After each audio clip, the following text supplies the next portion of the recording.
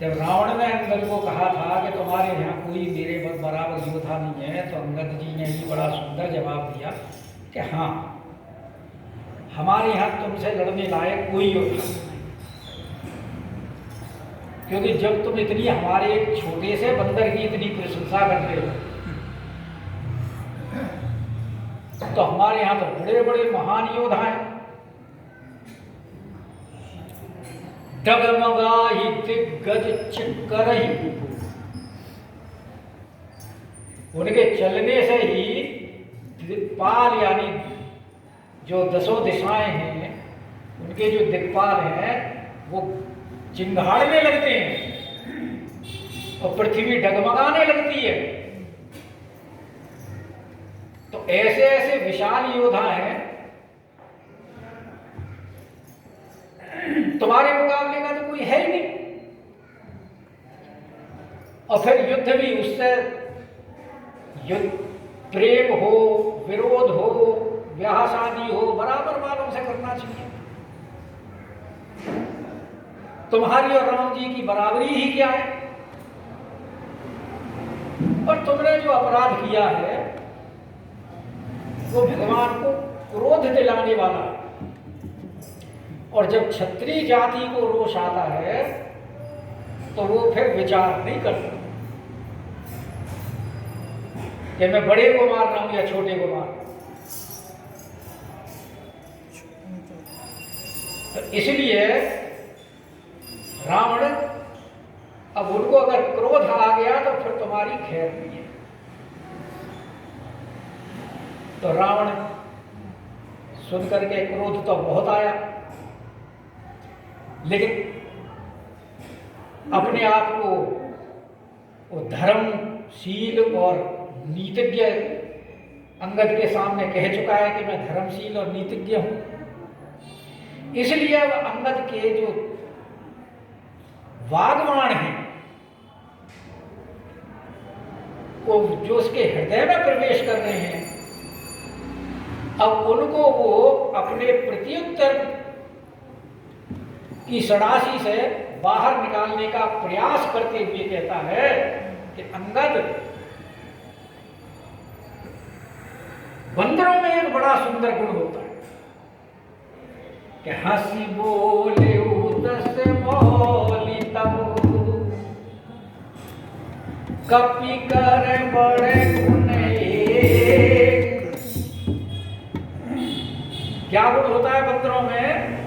कि जो प्रतिपालय, जो उस बंदर का पालन करता है, तो उस पालने वाले की वो बहुत प्रकार से सेवा करता है।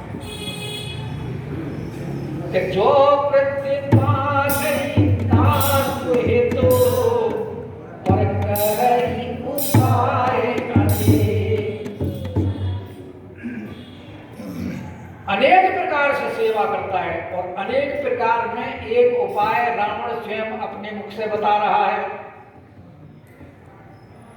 कि धन्य कीस जो निज प्रभु काजा,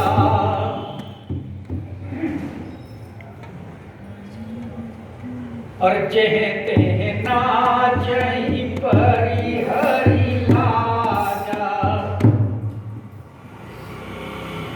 कि बंदरों को धन्य है, यानी एक अंगद के माध्यम से समस्त वानरों की बुराई कर रहा है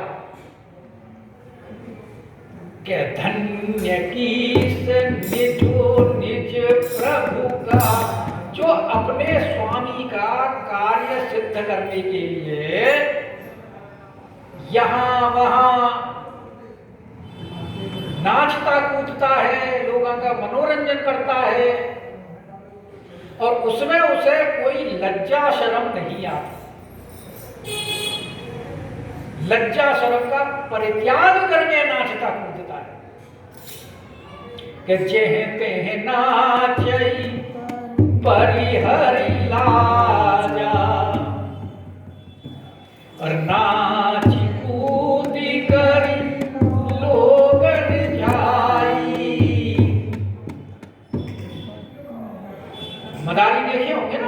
नचाते हैं, और वो एक वो मुंह ढांसा निकाल करके बीच में रख देता है बैठने के लिए, और वो बंदर सिखाया हुआ होता है। तो पहले कई जगह के नाम लेता है, वहां से आया है, बैठो, नहीं बैठता। और जब कहता है तुम्हारी छोटी साली ने बैठ भेजा है, तो तुरंत बैठ जाता है। देखा होगा ना मदारी के तमाशे में। तो वही कह रहे कि नाची कूद कर लोग रिझाई, ये बंदरों में गुण होता है। और पति हित करई धर्म निपुनाई, तो इस प्रकार नाच कूद करके क्या करता है, पति हित मतलब स्वामी की सेवा। और ये उसका धर्म है बंदर का, कि स्वामी की सेवा करे, और बड़ी निपुणता के साथ करता है उस सेवा को। अगर बंदर निपुणता से नहीं करे तो स्वामी का पेट पालन कैसे हो। और अंगद तुम भी उसी प्रकार से हो। अंगद स्वामी भक्त तव जाति, क्योंकि तुम्हारी जाति स्वामी भक्त है। और प्रभु गुण कस न कही भांति, और तुमने जो ये जितनी बातें कही हैं, हालांकि तुम्हारे प्रभु में इनमें से एक भी गुण नहीं है, लेकिन क्योंकि तुम स्वामी भक्त हो, इसलिए गुण ना होते हुए भी तुम उनके गुण का बखान कर रहे हो कि प्रभु गुण कस न कहे भांति। और तुम्हारे स्वामी ने तुम्हारे को मेरे पास भेजा ही इसलिए है क्योंकि तुम्हारा स्वामी जानता है मैं गुण ग्राहक हूं। भाई जो गुणों के बारे में जानता होगा वही तो गुणों की परख कर सकता है, और राजा इस मामले में निपुण होते हैं। तो रावण कहता है कि मैं निशाचर पति हूं, राजा हूं, राजा होने के नाते मैं गुणों का पारखी हूं, गुण ग्राहक हूं, इसलिए मैं जानता हूं कि किसके अंदर क्या गुण है, मुझे उसकी परख है।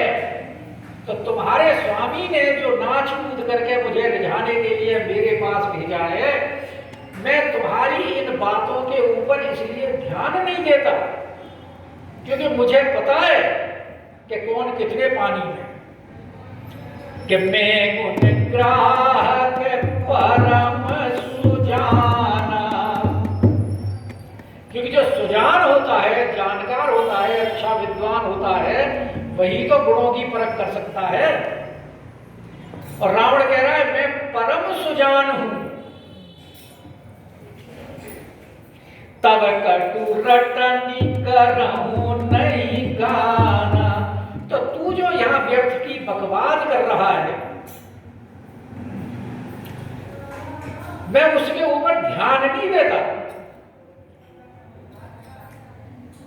क्योंकि मैं पारखी हूं गुणों का, सुजान हूं, जानता हूं किसके अंदर कितनी योग्यता है।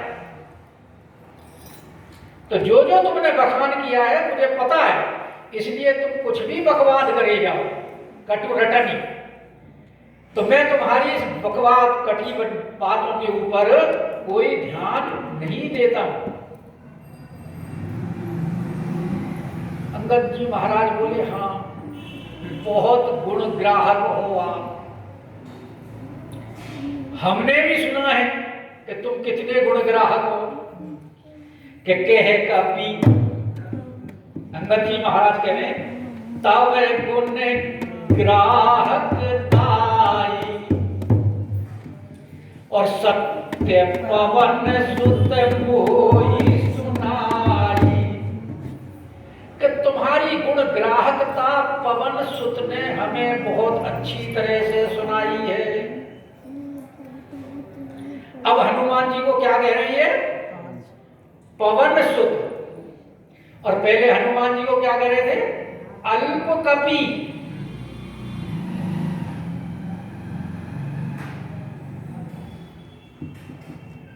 कि रावण नगर अल्प कपि तेई। और क्या करें? साचिव कीस कीन पुरता। कीस कह रहे हैं, अल्प कपि कह रहे हैं, क्योंकि तब हनुमान जी को उन्होंने तुच्छ बताना था, जिससे कि रावण का अहंकार टूट जाए। कि तुम जो इतनी अहंकार की बात कर रहे हो, तुम्हारे सामने एक तुच्छ वानर इतना सब कुछ कर गया तो कुछ नहीं कर पाए। और अब हनुमान जी की प्रशंसा करते हुए कह रहे हैं, तो उनका क्या नाम दे रहे हैं? कि सत्य पवन सुत कोई सुनाई। कि पवन सुत ने वास्तव में मुझे सुनाई तुम्हारी गुण ग्राहकता क्या है। क्या है गुण ग्राहकता? उसमें कितनी बात बताई है? 3 बात बताई गुण ग्राहकता के बारे में। हनुमान जी ने जो अंगद जी को बताई है, अंगद जी कह रहे हैं कि हनुमान जी ने मुझे आपकी गुण ग्राहकता के बारे में 3 बातें बताई हैं। कि बने विध्वंसी, सबसे पहले क्या किया? वन विध्वंस किया। वन विध्वंस मतलब अशोक वाटिका को शोकग्रस्त किया। नाम क्या है वाटिका का? अशोक। लेकिन हनुमान जी ने उजाड़ के उसको क्या कर दिया? शोक वाटिका बना दिया। और तुम्हारी गुणग्राहकता कि तुम जानते हो, हनुमान जी ने कहा भी कि कपि स्वभाव ते तोड़े रूखा। तो बंदर का स्वभाव होता है वृक्षों को तोड़ना।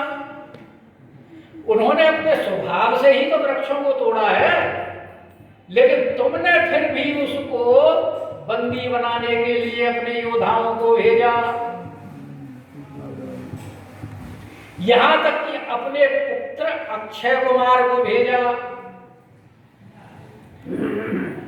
लेकिन हनुमान जी ने क्या किया? अक्षय का क्षय कर दिया। जिसका नाम अक्षय, यानी जिसका कभी क्षय ना हो, लेकिन हनुमान जी ने उसका भी क्षय कर दिया। और इसमें भी हनुमान जी का कोई कसूर नहीं है, क्योंकि हनुमान जी ने कहा है कि जिन मोहि मारा ते में मारे, और ते ही पर माते उतने तुम्हारे। तो हनुमान जी ने मुझे बताया कि तुम कितने गुण ग्राहक हो, कि वन विध्वंस करने पर मैंने तो कपि स्वभाव से विध्वंस किया, तुमने फिर भी बांधने के लिए योद्धा भेजे। और जब उन्होंने मारा मुझे तो मैंने उनको मारा, क्योंकि सबके देह परम प्रिय स्वामी, और मार ही मोहि कुमार गामी।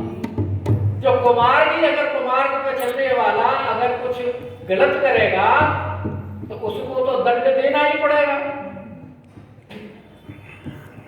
लेकिन फिर भी तुमने उसको बंधवा करके मंगा लिया, और पहले तो तुम उसको प्राण दंड देने वाले थे। ये तुम्हारी गुण ग्राहकता है कि कितने तुम गुण ग्राहक हो। वो तो विभीषण जी वहां पहुंच गए तो उन्होंने कह दिया कि नीत विरोध न मारिय दूता, आन दंड कछु करिय कुसारी। तब आपने कहा कि कपि के ममता पूछ पर, और सबई कहूं समझार, एल बोरी पट बांधि पुनि पावक देव। यानी ये तुम्हारी गुण ग्राहकता है कि तुम दूत को जलाने का प्रयास कर रहे हो। हनुमान जी ने 3 बातें आपकी गुणग्राहकता की बताई कि वन विधंसी सुत बधि पुर जारा। तो जलाना तो तुम हनुमान जी की पूंछ को चाहते थे, लेकिन अग्नि का स्वभाव तो जलाने का होता है, हनुमान जी की पूंछ तो जल नहीं पाई, तुम्हारा नगर जरूर जल गया। क्योंकि हनुमान जी कौन है? ताकर दूत अनल जेहि सिरजा। और शंकर भगवान कह रहे हैं पार्वती से, जरा न सो यही कारण गिरिजा। तो कह रहे फिर भी तुमने उसको कुछ नहीं किया।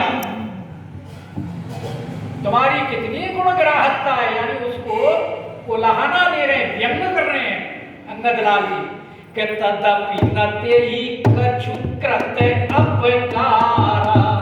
तुमने हनुमान का कुछ भी अपकार नहीं किया और उसको ऐसे ही जाने। ये तुम्हारी गुणग्राहकता है। कहने का तात्पर्य कि तुम्हारे बस की करना धरना तो कुछ है नहीं और बैठे बैठे गाल बजाते रहते हो। हनुमान जी इतना कुछ करके चले गए, तुमसे कुछ हुआ नहीं। तो हनुमान जी ने बता दिया कि तुम कितने गुणग्राहक हो कि इतना सब कुछ हनुमान जी कर गए, फिर भी तुमने उसका कुछ नहीं किया। और उनकी ये बातें मैंने अपने गांठ बांध ली कि सोई विचारी। जो हनुमान जी ने बताई कि रावण के सामने कोई कितना भी अपराध करो, रावण उसको कुछ नहीं कहता कि सोई विचारी तब प्रकृति सुहाई।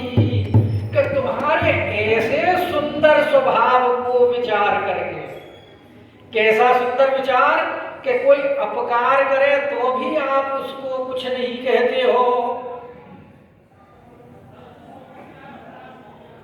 क्योंकि तुम्हारी बहन को नाक कान से विहीन कर दिया, फिर भी तुमने कुछ नहीं किया।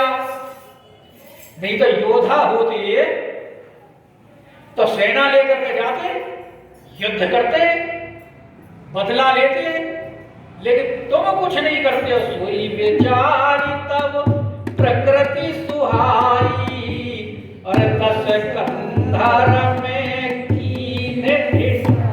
तो तुमसे जो मैंने अभी तक इतने कड़वे शब्द बोले हैं और तुम्हारे नगर में घुस करके मैंने जो तुम्हारे पुत्र का वध किया है, जैसे हनुमान जी ने किया था,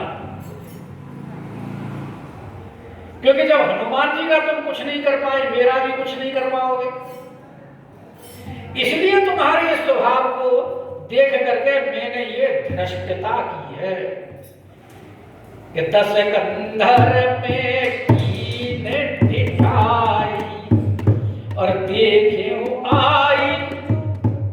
और वास्तव में जो हनुमान जी ने मुझे बातें बताई थी, वो मैंने स्वयं अपनी आंखों से यहां आकर के देखा है कि देखे आई जो कछु कपि भागा।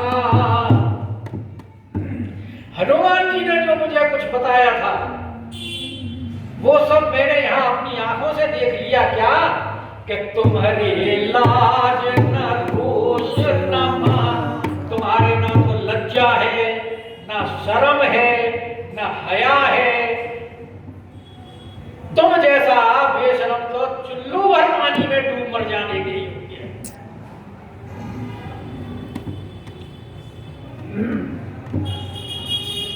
और जो असीमति, अब रावण कह रहा है, जब हनुमान जी ने कहा कि तेरे अंदर कोई ना लाज है, ना शर्म है, ना क्रोध है, ना तो किसी से चिढ़ता है, तो कहते हैं कि अच्छा तुम्हारा, रावण बोले कि तुम्हारी बुद्धि ही ऐसी कि जो असीमति पितु खाए ईसा। तो तेरी बुद्धि ही ऐसी है, इसीलिए तो तू अपने बाप को खा गया। और कही अस वचन हसादस सी, और ऐसे वचन कह करके रावण हंस पड़ा, यानी उसकी उपेक्षा की अंदर के वचनों। तो रावण के कहने का तात्पर्य क्या है? क्योंकि कह देते हैं ना, ये भी एक निशाचरी भाषा है। सभ्य लोग ऐसे शब्दों का प्रयोग नहीं करते, लेकिन आपने देखा कई बार कह देते हैं, अरे अपने बाप को खा गया, अपनी माँ को खा गया, या पति को खा गई। क्रोध में वो औरतें भी बोल देती हैं इस प्रकार की भाषा। तो ऐसे ही रावण भी कह रहा है कि तू अपने बाप को खा गया, क्योंकि तू हमेशा उसके विरुद्ध कार्य करता रहता था। लेकिन बाली बड़ा भला आदमी था, वो कभी तेरी बातों की तरफ ध्यान नहीं देता था, और अंत में तू उसको मरवाने में सफल हो गया। और तेरी बुद्धि ही ऐसी है कि तुझे भी ना लाज है ना शर्म है। अगर लाज शर्म होती तो तेरी माँ को सुग्रीव ने अपने घर में रखा है, उसका बदला लेता सुग्रीव से। अपने पिता के हंता राम का तू दास बन करके सेवक बना घूम रहा है, उससे बदला लेता। तो इसलिए कह रहे तेरी बुद्धि ही ऐसी है कि जो असीमति पितु खाएगी सा, कि तभी तो तू अपने बाप को खा गया। और ऐसा कहकर के जब रावण हंसा तो अंगद जी महाराज को उनसे पीछे रहने वाले थे, बोला हाँ, जो राम का विरोध करता है उसको खाने का तो मेरा स्वभाव। और तुम जो कह रहे हो कि मैंने अपने पिता को खा लिया, तो आप भी तो मेरे पिता के मित्र हैं, तो पिता के बाद नंबर तो आपका था, और मैं आया भी यहां इसीलिए था कि पिता ही खाई और खाते पुनि तो ही। पिता के बाद में तुम्हारा ही नंबर था, मैं जो वहां से आया हूं वो तुमको ही खाने के लिए आया था। योगे तो फिर रुक क्यों गए? लोग रुक इसलिए गए कि सब अब ही समझी परा कछु होई। अब मेरी समझ में कुछ बात आई, इसलिए मैं रुक गया।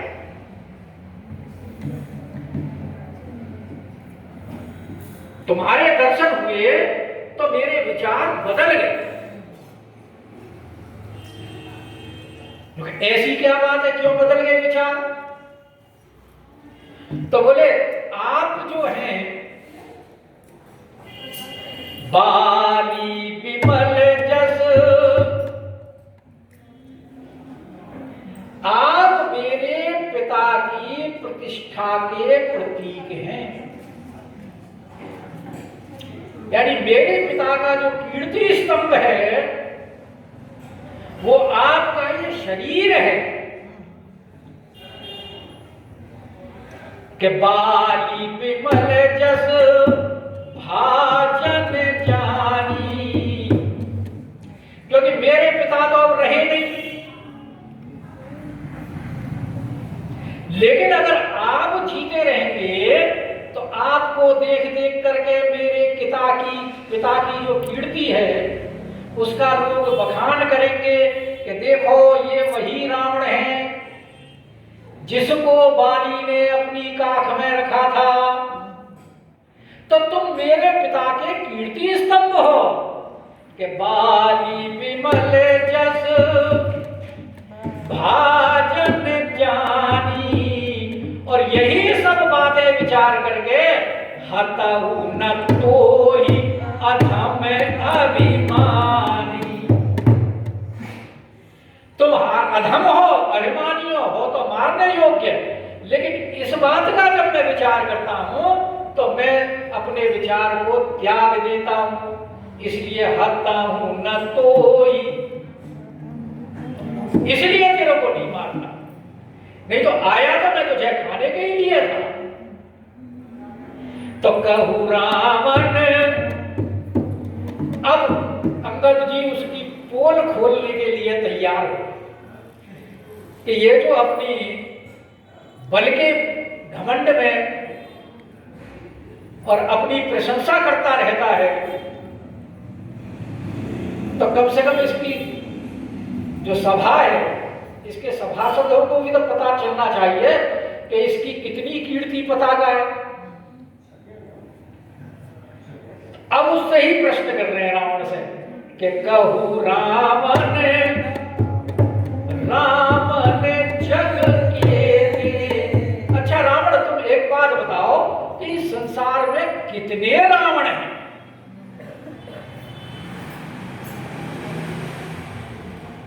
क्योंकि मैंने भी अपनी कानों से कुछ रावणों के बारे में सुना है कि मैं जिस रावण ने सुन जे, कुछ रावणों के बारे में मैंने भी सुना है अपने कान से, और मैं उनको बताता हूं। अब सुनो कि एक रावण जो था वो बलि जितन एक गयऊ पताला, और राखे उपाधि से सुन है सारा, खेल ही बालक मारही जाई, अरे दया लागी बलि दीन छुड़ाई। कि मैंने सुना है कि एक रावण जो था वो बलि को जीतने के लिए गया था पाताल में,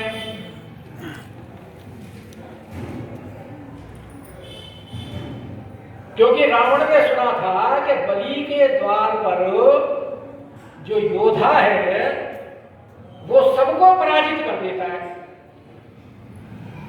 भगवान विष्णु द्वारपाल है ना बलि के,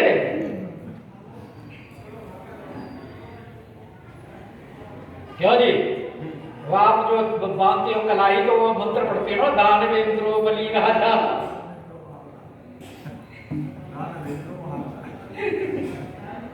ये न बद्धो बलि राजा दानवेंद्रो महा। तो वो कहते, वो भगवान वो बोले कि वो जो द्वारपाल है, अगर मैं उसको हरा दूंगा, बाली को हरा दूंगा, बलि को हरा दूंगा, तो मेरा डंका विश्व में बच जाएगा। तो वो वहां पहुंचा। जब वहां पहुंचा तो भगवान ने अपना बल बालकों को दे दिया। तो बालकों ने रावण को बांध लिया कि राखी बांधी शिशु न कहा बांध के रख लिया है साला। जब घुड़साल होती है, घुड़साल में रावण को बांध करके रख दिया। और बालक खेल ही बालक मार ही जाए, और उसके साथ खेलते खूब पिटाई करते रावण। तो दया लागी बलि दीन छुड़ाई, तो बलि को दया आ गई, तब उसको छुड़ा दिया। पर यह कथा किस पुराण में आती है पता नहीं, गोस्वामी जी ने कहीं से तो लिखी हो। वाल्मीकि रामायण में एक कथा जरूर आती है कि वो रावण बलि के पास गया और बोला कि तुमको जो बांधा है मैं तुम्हें छुड़ाने में समर्थ हूं। तो बलि ने उसे अपनी गोद में बिठा लिया। बोला अच्छा हम तुम्हारी पहले सामर्थ्य देख लें कितनी है। तो बोले जो ये चक्कर पड़ा हुआ है, अग्नि के समान जो तेजस्वी चक्र है, जरा इसको तो उठा के लाओ। रावण गया उठाने के लिए, नहीं उठा। दोबारा उठाने की कोशिश की, नहीं उठा। मुंह से खून आ गया, चक्कर आए, बेहोश होकर के गिर पड़ा। तब बलि ने कहा कि ये जो चक्र दिखाई दे रहा है, ये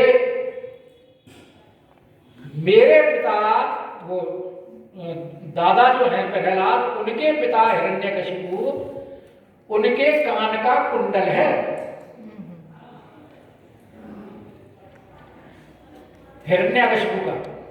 और क्योंकि वो प्रहलाद को उन्होंने जो कष्ट दिए थे, उससे क्रोधित होकर नरसिंह भगवान ने उसको बिना हथियार के ही मार दिया था। तो एक कुंडल ये पड़ा हुआ और एक कुंडल पर्वत पर है जहां पड़ा हुआ है। तो जब तुम कुंडल को ही नहीं उठा सके तो तुम मुझे कैसे छुड़ाओगे?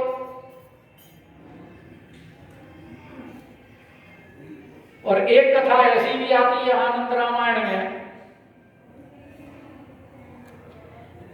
कि बलि अपनी रानियों के साथ पासा खेल रहे थे। तो रावण वहां जाकर के खड़ा हो गया, क्योंकि उसको तो शौक था ना युद्ध का, सबसे लड़ने का। और एक पासा वहां से छिटक कर दूर गिर गया।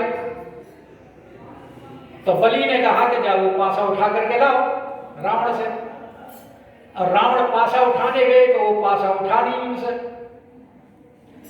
तब एक दासी ने एक थप्पड़ रावण के मारा और पासा उठा करके वहां उनको दे दिया।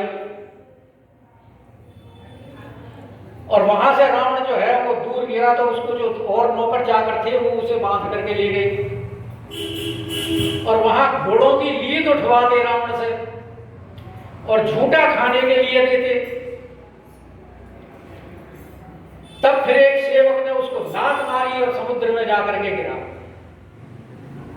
पाताल में ही तो है वो। तो इसीलिए गोस्वामी लिखे कि दया लागी बलि दीन छुड़ाई। तो एक रावण की कथा तो ये हमने सुनी है कि, और एक दूसरा कि एक बहोरी सहस भुज देखा और धाई धरा जिमी जंतु विसेखा। अरे कौतुक लागी भवन लैया सुपुलस्ति मुनि जाई छुड़ावा। और एक रावण के बारे में सुना है कि उसको सहस बाहु ने देखा था, कार्तवीर्य अर्जुन, माहिष्मतीपुर का राजा है वंशी। सुना होगा ना उसके बारे में। उसके 1000 भुजाएं थी, इसलिए उसको सहस्र बाहु थे। तो उसने देखा तो उसने क्या कि धाई धरा जिमी जंतु, उसने देखा ये तो एक बड़ा विशेष जंतु है। आपने देखा होगा बरसात के दिनों में नाना प्रकार के जंतु निकल आते हैं।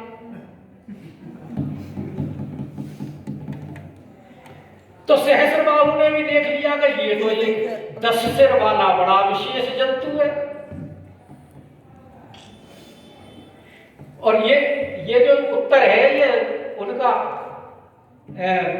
अंगदलाल जी को जो उसने कहा था ना कि जनि जल पसी जड़ जंतु कपि। अंगद को भी तो उसने जंतु कहा था।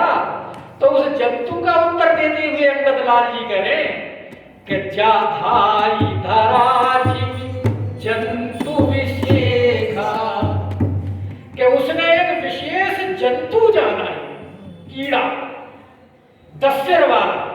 और कौतुक लागी भवन ले आवा, और उसको उसने कौतुक लगा, ये तो बड़ा विचित्र कीड़ा है, पकड़ के ले आया। और भवन के अंदर कुछ बाहर मिला था ना, तो भवन में ले आया और ला करके उसने बच्चों को खेलने के लिए दे दिया। और ऐसा भी सुनते हैं कि उसके 10 शीश और 20 भुजाओं के ऊपर 30 दीपक जला करके और वो उसको शोभा में रखता था रावण को। भाई स्टैंड होते हैं ना जैसे दीपक के, तो स्टैंड बना रखा था उसने कि कौतुक लागी भवन ले। जो इससे बढ़िया स्टैंड कहां मिलेगा।